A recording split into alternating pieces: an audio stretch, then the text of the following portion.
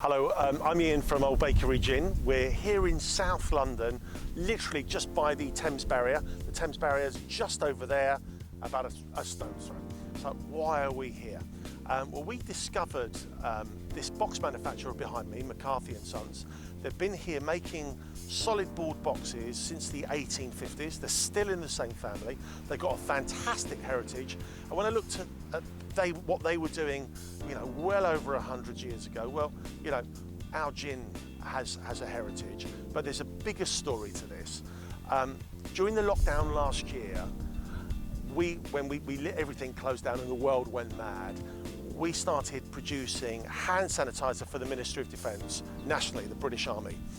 So we had lots of meetings on Whitehall, and we ended up, believe it or not, making a bespoke gin for the Army, the British Army, down on Whitehall.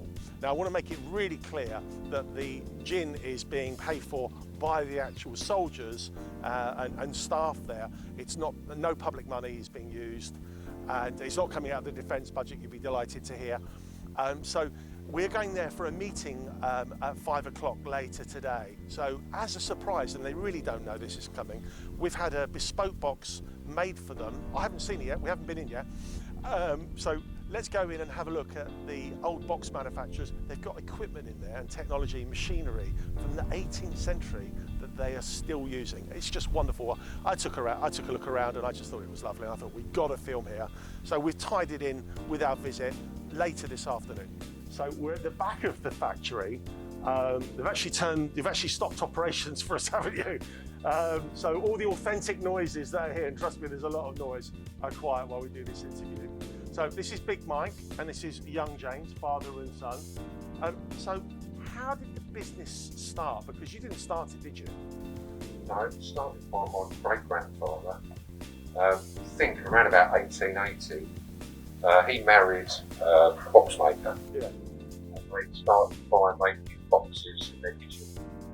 And the story is that he used to have a hand cart, and he would load round pillboxes onto his hand cart and then take the lino up off the floor and cover his cart so it didn't get wet when he put it in. And literally South London, North London, just wherever into East London.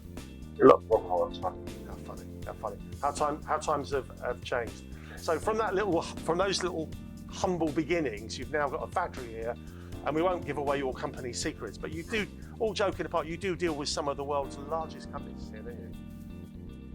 So I came down here because you helped make a bespoke box for us for Buckingham Palace, and I just thought the place was just so wonderful. One, I wanted to do something with the army, and obviously I wanted to capture this, and we'll look at some of the machinery. The machinery, how old is it? The old one is sort of behind me, and I think from memory it was built around about 1908. Okay. And it's still working? Still working. So, and because the kind of stuff you do is so specialist, is it I don't want to be unkind, but is the market getting smaller, or is it just quite consistent? The UK was a manufacturing country where now it isn't. We used to make things that would hold nuts and bolts or bumps. None of that stuff's made here. Yeah. A lot of our boxes now are promotional stuff, a bit like. But in saying that, we've had a resurgence in a thing called a slipcase, which I think during the pandemic people have learned how to read it. Yeah. What to read. Yeah, of course. Looking at a screen. Yeah, looking at a screen, yeah. So at the moment, we're not inundated, but there's a lot of inquiries coming in. Yeah, that's fantastic. Fantastic. It's just got to turn those into sales. That's the magic bit. We get stuff that's made in this country, so a lot of smaller companies do like to use a British supplier if they're a British brand as well. So that is coming back from happening, where it might be made in Europe. Yeah, of course. Some of that stuff coming back as well. One of the things that we wanted, really, the box that you've just made for us for the Ministry of Defence, at the very bottom it says made in Britain, made in England, made in London, which was really important for them. They haven't seen the box. I've only just seen it in the last sort of half an hour, and I think you've got one that you're just about to finish off. Okay. So we'll follow James, and James is going to finish off making our box, and we can film that process. And believe it or not, when we leave here, we're going to the Ministry of Defence on Whitehall, and we'll continue the story from there.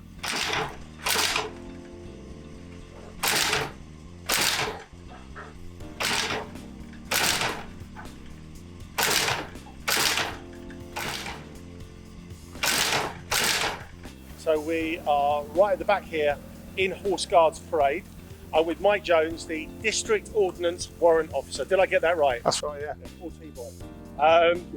So Mike, how did we end up here?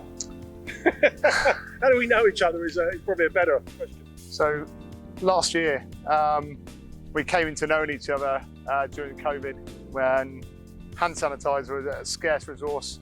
We ended up meeting through a chance email which was sent to one of my colleagues, and I received it. I was just about to buy some hand sanitizer for the London district, so the army in London, and I was going to pay a great expense. Yeah. Contacted you, you said you could do it cheaper, so we went with that. That's how we got here, hand sanitizer. And then that took us through COVID, and we literally nationally were supplying the British Army all over the country. And then we got into gin, which is why we are here filming today. So just talk a little bit about Tiltyard, which is this area here.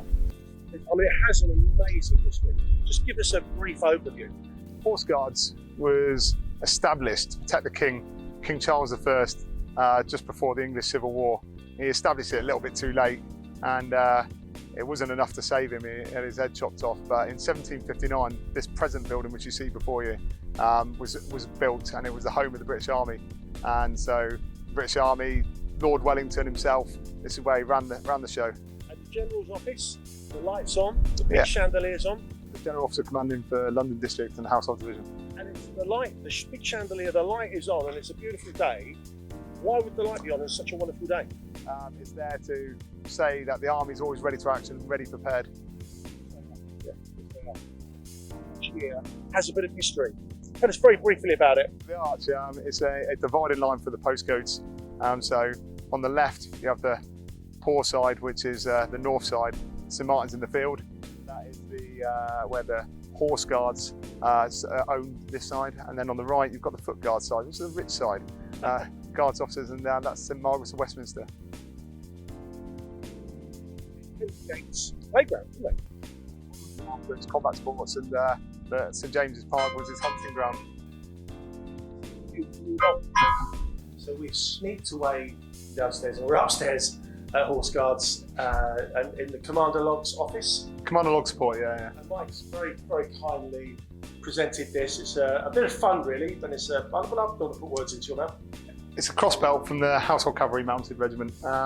It's worn for ceremonial occasions, and he used to carry ammunition and stuff like that.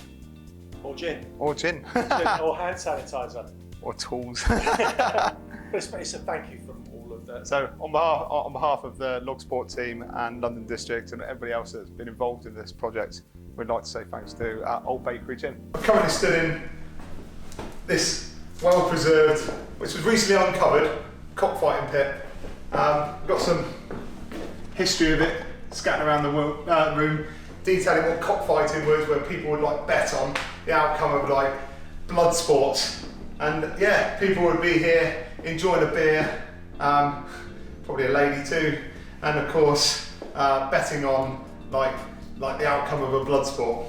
This cockfighting pit is literally a stone throw away from Downing Street, and you wouldn't expect to find something like this. And rough age, when would this have been built? So this building was built in 1759. However, in 1640, they established a bodyguard for the King Charles I. So there would have been an existence, a ramshackle barracks. Yeah. But this particular building was built on top of the existing buildings. Amazing. To bring it to its finery today.